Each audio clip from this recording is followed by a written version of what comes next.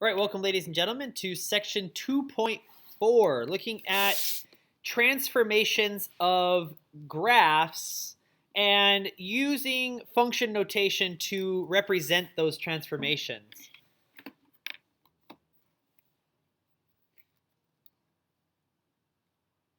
So we're going to first look at shifting graphs, or another word for this is translations or sliding. This is called a rigid transformation because you don't stretch the graph at all. In order to move a function up or down, you must add or subtract to the outside of the function. So that way you're changing the y values. So it's going to be looking like taking the function f of x and adding or subtracting c, whatever it is. And if you add, it moves up that many units. And if you subtract, it's moving down that many units. If I was to give you an example, we're going to do some more examples a little bit later. If I was to take the square root of x and I would subtract 2, that would be taking this square root function, which looks like this, if I just looked at the square root function, and I would be going down 2 units, so it would look like this.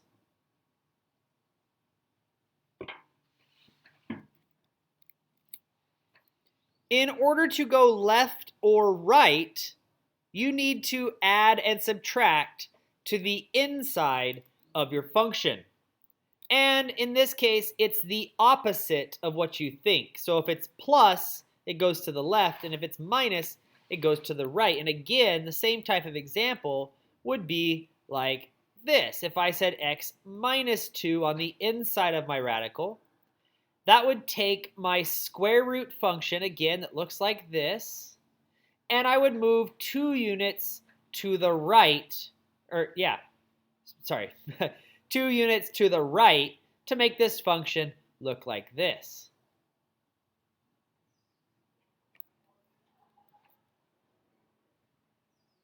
All right.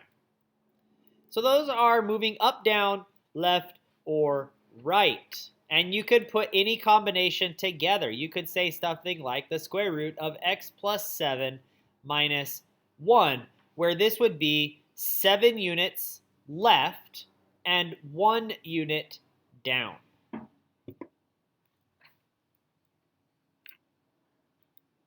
right, next one being reflections.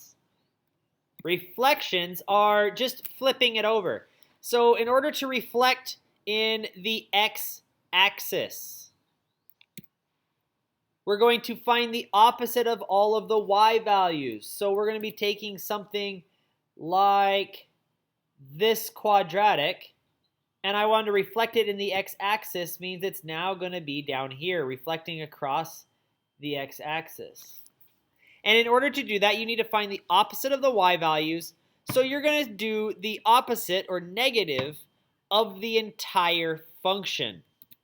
So if I continued with my square root function, it would look like this. The negative on the outside of the square root means it's flipped over the x-axis.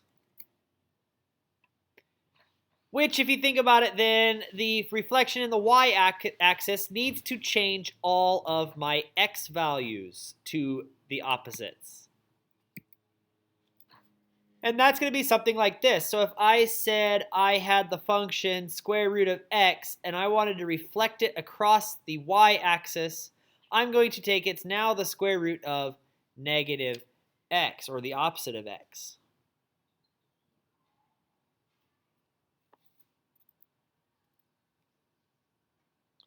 Okay, last one here is going to be stretching, or in other words called dilations. If you want to stretch your graph vertically, so taking a quadratic function like this and stretching it vertically so now it's a taller, skinnier quadratic, you need to multiply all of your y values by a number. So that's going to be an outside piece. Let me make a note of that here. reflection in the x-axis is an outside. I call these things outside and inside. Reflection in the y-axis is going to be inside. So in order to move vertically, I need to multiply to the outside. And I'm multiplying by c. If c is bigger than 1, then it's a stretch. It gets taller and skinnier. If it's between 0 and 1, so some sort of fraction, then it shrinks. It gets shorter and fatter. So if I had my function f of x right here, and if I multiplied, let's call that 3 times f of x, this would be something like half f of x, cutting all of my y values in half, or multiplying all my y values by 3 in this other one. And then horizontally, I put the little stars there because it kind of messes with people. Horizontally, you need to multiply on the inside.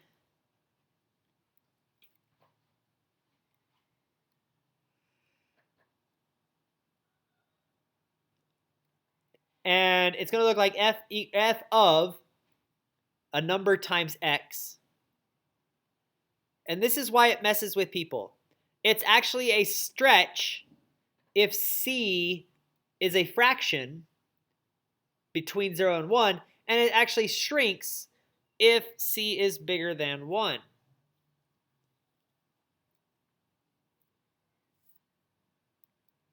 So let's look at a couple of examples. If I said f of x is equal to the square root of x, and I want to compare my next function to f of x. Let's call g of x equal to, let's go x minus 7 plus 1. And I want to compare g of x to f of x using transformations. Or as the book says it, describe the transformation that occurs in the function. So this would be taking the square root of x, moving it up 1 unit, and the minus 7 on the inside, okay, so the plus 1 on the outside means up 1. The minus 7 on the inside means right 7. Let's continue looking at f of x as a parent function, and let's look at h of x. What if it was 4 minus the square root of x plus 2? Well, in this case, this is a positive 4, so that means it's up 4 because it's on the outside. The minus in front of the square root means flipped over.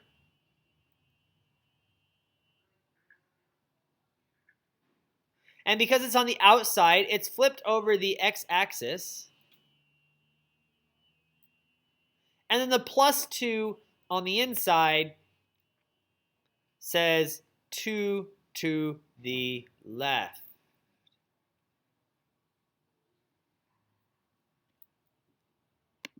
All right. What if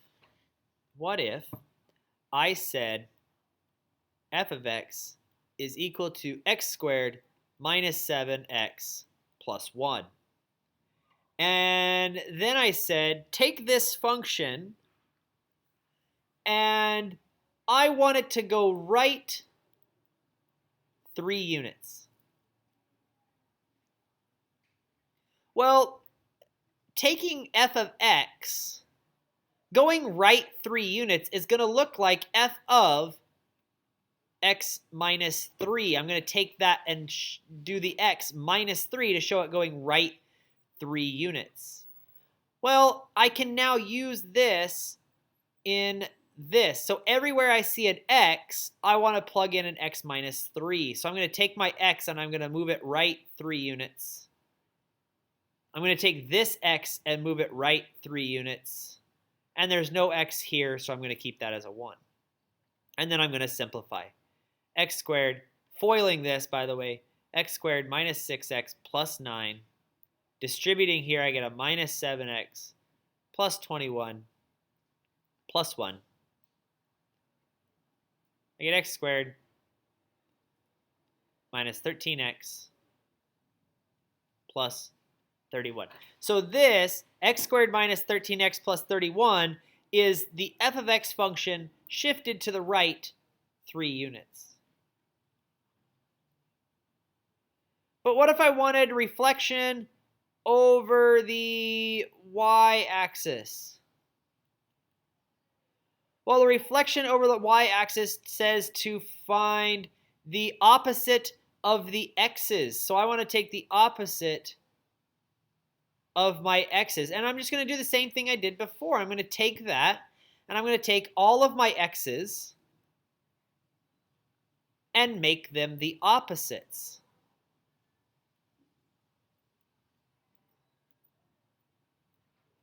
And then simplify. And there we go. But I could also do over the x-axis. Well, over the x-axis says take the opposite of my function.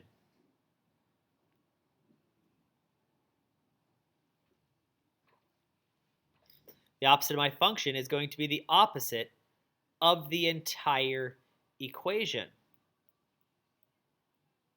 Just like if I said to vertically stretch it by 2, this would be 2 times the entire function. So all I have to do here is just change the signs. This becomes negative x squared plus 7x minus 1. So here's what I want you to understand, among many other things. If I said we had some function f of x, but this stuff is going on,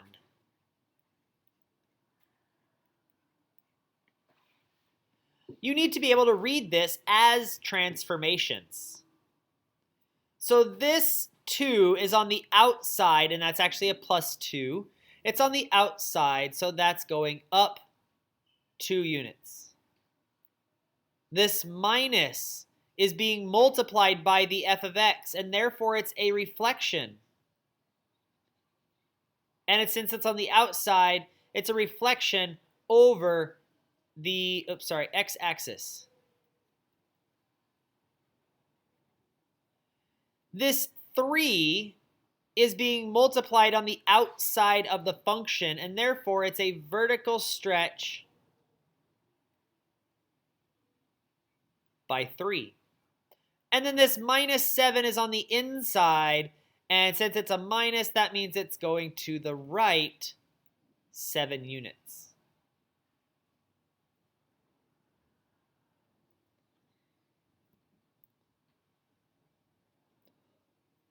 All right, so I'm going to leave you there. I think that's going to get us through what we need to know. I will see you guys tomorrow. I hope you guys learned a little bit, and have fun.